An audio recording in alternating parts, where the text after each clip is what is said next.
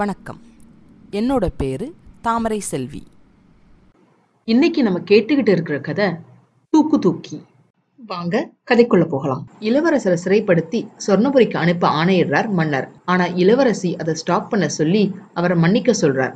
எங்கிருந்தோ வந்தவனுக்காக நீ ஏன் பறிஞ்சு பேசுற அப்படின்னு மாதவியை திட்டுறார் மன்னர். உடனே எங்கிருந்தோ வந்தாலும் எனக்காக வந்தவர் அப்படின்னு சொல்றாங்க. அவரை முதல் நாள் பார்த்த அன்னைக்கே என்னோட மனசை நான் அவர்கிட்ட பறி கொடுத்துட்டேன் அப்படின்னு சொல்றாங்க. ஆனாலும் அதுக்கு மன்னர் ஒத்துக்கவே மாட்டேங்கிறார். அவங்க அப்பா காலில விழுந்து ஹீரோவை மன்னிக்க சொல்றாங்க மாதவி. அறிமுகம் இல்லாதவனை காதலிச்சா அனுபவிக்க வேண்டியதுதான் அப்படின்னு சொல்லி இழுத்துட்டு போக சொல்லிடுறாங்க. இங்க கட்டழகன் அவங்க வீட்டுல உட்கார்ந்துகிட்டு புலம்பிக்கிட்டு இருக்கான். ஒரு சிப்பாயோட வாத்தியார் உள்ள வர்றார். அந்த சிப்பாய் கட்டழகனுக்கு தண்டனை கொடுக்கறதுக்காக அரண்மனைக்கு கூட்டிட்டு போறான். இங்க அரண்மனையில அப்பா பின்னாடியே போய் மாதவி கெஞ்சுறாங்க. உடனே அவங்க அப்பா சொர்ணபுரிக்கு நம்ம கப்பம் கட்டுறோம், மறந்துடாத அப்படின்னு எச்சரிக்கிறார். அவரை நான் என்னோட ஹஸ்பண்டாவே மனசுல வரிச்சிட்டேன் அப்படின்னு சொல்றாங்க மாதவி. போய் ஒரு குற்றவாளி லவ் பண்றியே அப்படின்னு கேட்கிறார் மன்னர். அவர் குற்றவாளின்னு என்ன நிச்சயம் அப்படின்னு கேக்குறாங்க ஹீரோயின். அது விசாரணையில தெரிஞ்சிடும் அப்படின்னு பதில் சொல்றார் மன்னர். விசாரணையில அவர் நிரபராதன்னு தெரிஞ்சா அவரை நான் கல்யாணம் பண்ணிக்க நீங்க அனுமதி தருவீங்களா அப்படின்னு கேக்குறாங்க.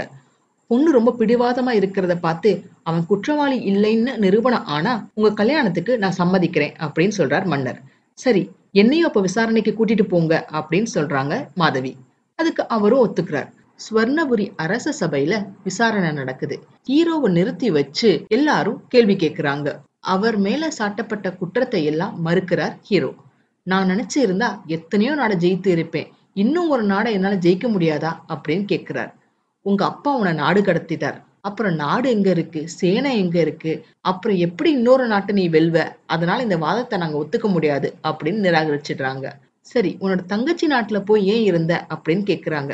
அதுக்கு இளவரசர் அது என்னோட சொந்த விஷயம் அப்படின்னு சொல்றார். சரி, அப்ப பைத்தியமா நடிச்சு மங்களபுரியில ஏன் இருந்த அப்படின்னு கேக்குறாங்க.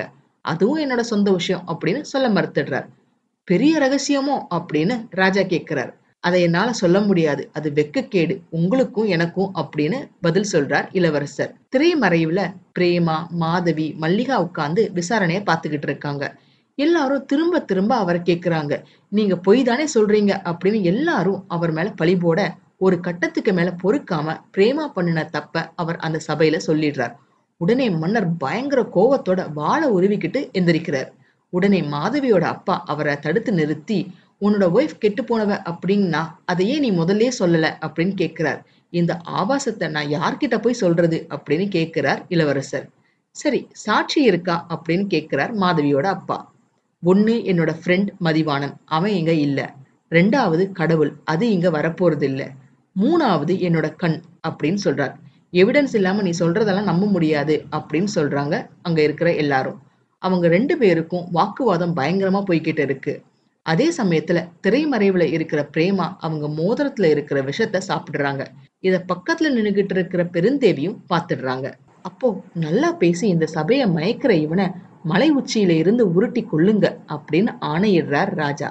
அந்த சமயத்துல மதிவாணன் சபைக்குள்ள வர்றார். அவர் தனியா வரல, அந்த சேட்டையும் கூட்டிக்கிட்டு வந்திருக்கார். இத பார்த்ததும் பிரேமாவுக்கு கதி கலங்கிடுச்சு. அப்போ சேட்டும், நான் எந்த தப்பும் பண்ணல, இளவரசி வர சொன்னாங்க நான் வந்தேன், போக சொன்னாங்க போனேன், நான் ஒண்ணுமே பண்ணல, உண்மையத்தான் சொல்றேன் அப்படின்னு எல்லார் முன்னாடியும் உண்மையை சொல்லிடுறான். அது மட்டும் இல்லாம இந்த விஷயம் பெருந்தேவிக்கும் தெரியும் அப்படின்னு பெருந்தேவியையும் மாட்டி விட்டுடுறான். உடனே ராஜா பெருந்தேவியை கூப்பிட்டு கேக்குறாங்க. வேற வழி இல்லாம பெருந்தேவியும் உண்மையை ஒத்துக்கிறா. சேட்டையும் அந்த பெருந்தேவியும் சிறையில் அடைக்க சொல்லி மன்னர் ஆணையிடுறார். இதையெல்லாம் கேட்டுட்டு கோவப்பட்ட ராஜா திரை சிலையை கிழிச்சிட்டு பண்றதெல்லாம் பண்ணிட்டு, முக்காடு எதுக்கு, இப்படி குலத்தை நாசம் பண்ணிட்டியே அப்படின்னு திட்டி சுண்ணாம்பு கால்வாயில வச்சு இவளை சுடுங்க அப்படின்னு ஆணையிடுறார். அப்போ பிரேமா, அதுக்கு அவசியமே இல்ல, நானே விஷத்தை குடிச்சிட்டேன் அப்படின்னு சொல்லி அவங்க அப்பா கிட்டையும் தன்னோட தப்ப ஒத்துக்கிட்டு அழுதுகிட்டே அப்பா கிட்டையும் ஹீரோ கிட்டையும் மன்னிப்பு கேக்குறாங்க. மாதவியோட கல்யாணம் பண்ணிக்கிட்டு சந்தோஷமா இருங்க அப்படின்னு சொல்லி செத்து விழுந்துடுறாங்க. அப்போ அங்க சுந்தராங்கதனோட ரெண்டு அண்ணன்கள், அவரோட அப்பா அம்மா எல்லாரும் வர்றாங்க. சுந்தராங்கதனோட அப்பா அவர்கிட்ட மன்னிப்பு கேட்கிறார். சொர்ணபுரியோட மன்னர் தன்னோட தப்ப உணர்ந்து சுந்தராங்கதன் கிட்ட மன்னிப்பு கேட்டு, இனிமே இந்த நாட்டோட மன்னன் நீதான் அப்படின்னு சொல்லி செங்கோலை ஹீரோ கையில கொடுத்துடுறார். அப்போ ஹீரோ அங்க சபையில இருக்கிற எல்லார்கிட்டையும் ஆராய்ச்சி மன்றத்துல அவர் கேட்ட அந்த 5 வாக்கியத்தையும் சொல்றாரு. அந்த 5 வாக்கியத்தையும் நான் பொய்யாக்கிடலாம் அப்படின்னு நினைச்சேன், ஆனா அது எல்லாமே என்னோட வாழ்க்கையிலே நடந்துச்சு. அனுபவத்தால அறிஞர்கள் எழுதுற வாக்கியங்கள் எதுவுமே பொய்க்கிறது இல்ல அப்படின்னு சொல்றாரு. உடனே இதே டைம்ல மாதவியோட அப்பா பிரேமாவோட ஆசைப்படி மாதவிக்கும் உங்களுக்கும் இப்பவே கல்யாணம் நடக்கணும் அப்படின்னு சொல்லி மாதவியோட கைய சுந்தராங்கன் கையில பிடிச்சு கொடுக்கிறார். மல்லிகாவை மதிவாணனை கல்யாணம் பண்ணிக்க சொல்றார் நம்ம ஹீரோ. மதிவாணனும் ஓகே சொல்லிடுறார். எல்லாரும் வாழ்த்து கோஷம் போட கதை முடியுது. இதுதாங்க தூக்கு தூக்கியோட கதை. இந்த பதிவு உங்களுக்கு பிடிச்சிருந்ததுன்னா லைக் பண்ணுங்க, ஷேர் பண்ணுங்க, சப்ஸ்கிரைப் பண்ணுங்க. நான் போடுற வீடியோஸ் உடனுக்குடன் உங்களுக்கு தெரிஞ்சுக்கிறதுக்காக நோட்டிபிகேஷன் பெல்லையும் கிளிக் பண்ணுங்க. என்னங்க, கதை பிடிச்சிருந்ததுங்களா? மீண்டும் இன்னொரு கதையோட அடுத்த பதிவுல சந்திக்கிறேன். நன்றி, வணக்கம்.